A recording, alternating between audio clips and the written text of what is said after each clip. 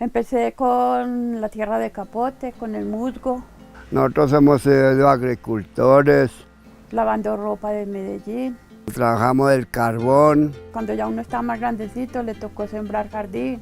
trabajamos la cabuya en una época también. Ya con el tiempo ya uno bajaba a Medellín a vender la tierra, el musgo. Hemos sido ayudantes de albañilería y todo eso, muchas cositas que hemos hecho en tantos años que tenemos, uno ha volteado mucho. Y ya cuando estaba más grandecita ya me tocó trabajar con esto.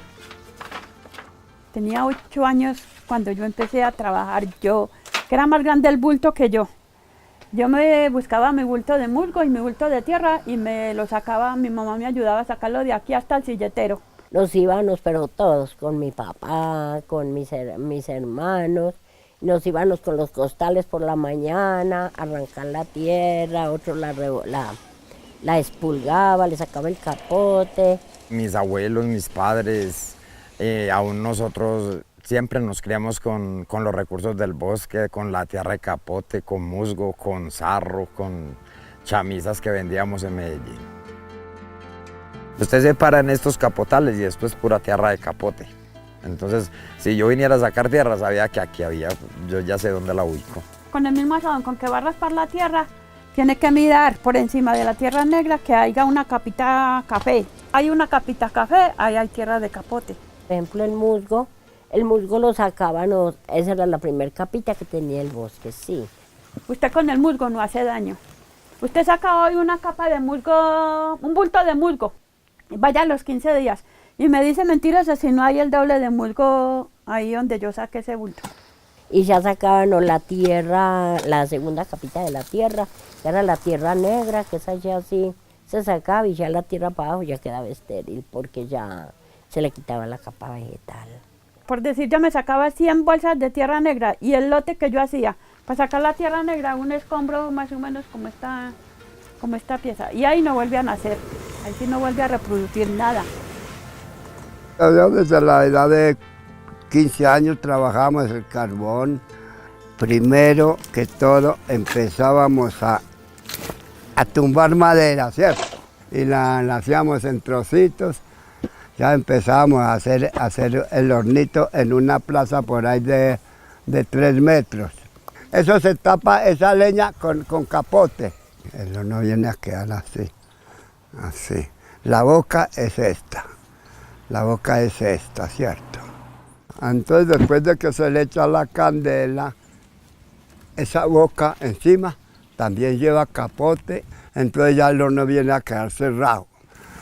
Entonces ya cuando acabe de quemar, coge con la pala y lo destapa. Entonces ya queda el montoncito, ya lo riega uno y lo empaca en bultos, listo para llevar al mercado. Cuando uno cogía los pájaros era por encargo, ya había una señora que le había dicho, yo necesito un mirlo, necesito un carriquí, necesito un turpial, cosas así, ya uno lo estaba buscando a ver cómo, ya uno sabía que había una platica ahí extra, entonces no hay que buscarlo. Nosotros salíamos a las 2 de la mañana caminando así para bajar a Medellín tempranito para poder vender. Había que llevarlo a Medellín, porque eso había gente que negociaba con eso. Tenían sus carbonerías y ellos le compraban el carbón a uno y ellos lo revendían, ellos lo vendían menudeado. Bajaba el carro del santuario porque eso eran escaleras. Y cuando eso nos dejaban en la plaza vieja de Cisneros. Y ahí yo ya pasaba los bultos a coger el bus de Campo Valdés que yo vendía en el Calvario. La rutina de un día normal era levantarnos a las 12 de la noche con faroles, era robar la tierra porque la policía no la decomisaba y a las 4 de la mañana íbamos para Medellín escondiéndonos de la policía para que no nos fuera a coger con ella, ir a vender, a comercializar la tierrita, a vender la tierrita y subirnos a las 4 o 5 de la tarde con una libre panela y la librita de arroz, que era lo que uno conseguía con los recursos del bosque, hermano. Principalmente nosotros le vendíamos era a las señoras amas de casa, que eran las que más lidiaban con el jardín. Sobre todo el musgo para el pesebre, esas eran las épocas buenas, mejor dicho, la bonanza de nosotros en los diciembres con el musgo para el pesebre. Eso era un machetico. De eso vivíamos todos los campesinos y como en esa época nos dejaban tumbar madera, ahora uno tumba un palo y es un problema. Aquí en este Santa Elena es muy rico en esos recursos naturales, ¿cierto? Tiene lechos muy hermosos, matas muy bonitas que uno puede sacar y cualquier señora en Medellín se antoja de ella, le saca a uno 500 o 1000 pesos y entonces ahí está la panela de los hijos y bienvenido sea. Eso era robado todo, eso era un atraco que le hacíamos a la naturaleza, hermano, pero había que hacerlo. Porque todos nos íbamos a sacar, a lo último habían guardabosques, nos hacían correr para quitarnos los asadones y los costales. Y decían, no, entonces madruguemos más temprano antes de que lleguen los guardabosques. Y así hacíamos la jugada, pero nos conseguíamos la comidita. Y a veces me llamaban, no eche viaje que están quitando. Digo yo, pero ¿cómo no voy a echar yo el viaje? Y yo me iba un poquito más tempranito o un poquito más tardecito. Cuando ya tuve el primer problema o un problema ya serio, porque toda la vida nos han perseguido pues con eso, pero nunca pues de detención, de que tenés derecho a un abogado y que todo es de cuento. Entonces ya dije, no, ¿qué tal yo con una orden de detención por un bulto de tierra? Por Dios, gracias a Dios, yo nunca he tenido un problema con nadie.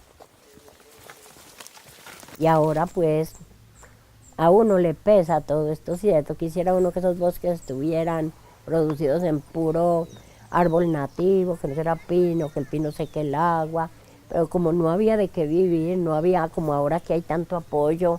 Yo diría que un 70-80% de los silleteros fuimos los tierreros, los depredadores del bosque, hermano. Nosotros todos nos criamos en ese ámbito. Es que, como te digo, en esa época no había otra. O te pones a vender tierra o te sentas a morirte de hambre. Entonces, para mí fue una bendición de Dios. Ya uno tiene más conciencia de saber que al bosque no se puede ir a robar tierra, que uno sabe el daño que está haciendo. Entonces ya uno empieza a hacer los productos con las cáscaras, con otras cosas, a hacer abonos orgánicos y a vender un producto mejor. El bosque fue la vida en nosotros, el bosque, claro. Pues de eso vivíamos, de eso vivía el campesino. Ha sido todo en mi vida, porque yo con el bosque me conseguí mi casa. Crié a mis hijos, 8 hijos, que los crié con cosas sacadas del bosque. Tengo mi microempresa, porque esto prácticamente ya es una microempresa.